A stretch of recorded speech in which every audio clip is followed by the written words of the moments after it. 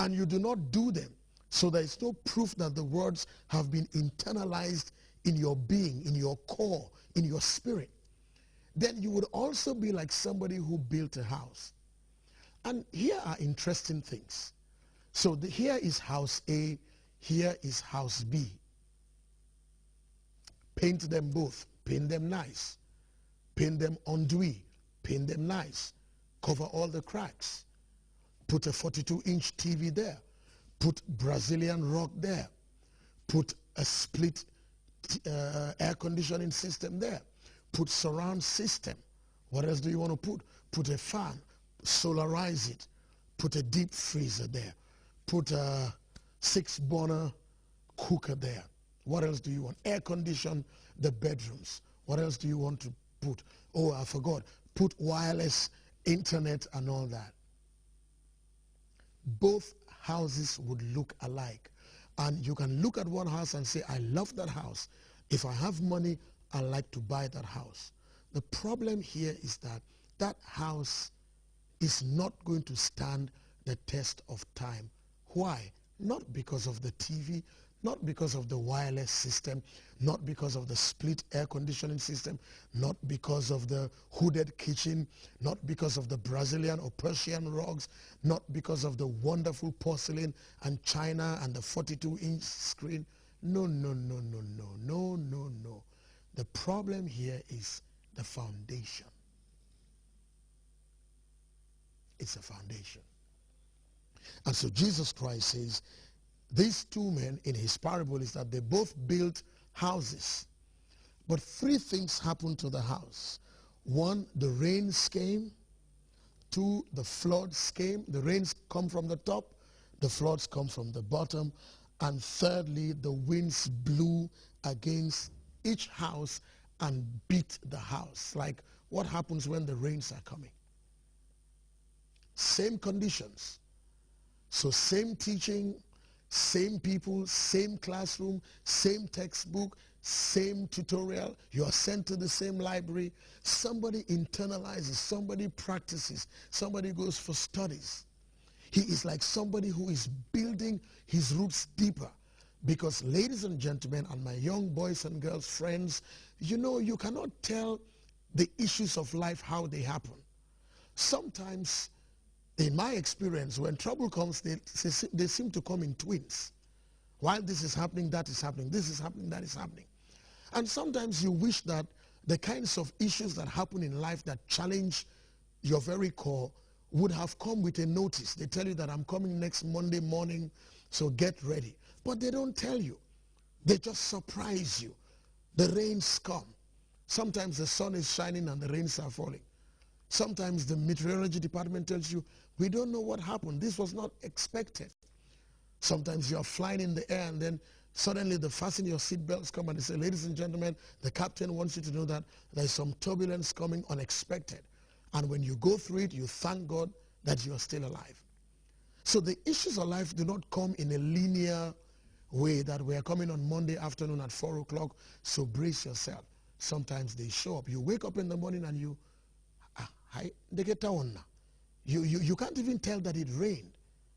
And sometimes you wake up, especially when those Sahara dust storms come, occasionally you wake up in the morning, your whole house is covered in dust. And you wish that the dust gave you notice. So you lock all your windows because you spend the whole day and a half dusting and dusting. And the thing is that you are dusting, everybody else is dusting. And sometimes that dust takes 2, 3, 4 days to lift up. The issues of life, the challenges of life do not always come in a linear form.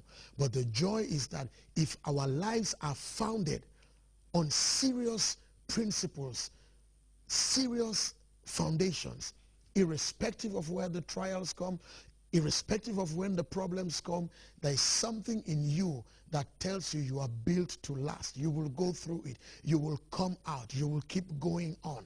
And that is what life ought to be like. Jesus Christ says, if you listen to what I say and you take it and you practice it and it becomes your personal reality, you just don't quote it as a quote, you just don't write it on your book, you just don't make a sticker of it.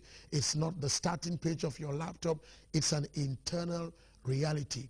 your principles of truth, of righteousness, of honesty, of how you treat people, of your financial integrity, your morality, your gratitude to people, your ability to say thank you, the fact that you can say I am sorry, the fact that you can celebrate people when they are better than you and not try to bring them down, the fact that you are humble enough to know that you are not the best thing that happened to planet Earth, that however good you are, somebody is better than you. However good I think I am, there are greater people than I am, far greater. So those are foundations. You see somebody doing something good, you want to draw near and ask them, how do you do this thing? What are the principles? You know, you don't rubbish it and say, well, I can do better. That is building on sand. Because if you're not able to appreciate something, you cannot benefit from it.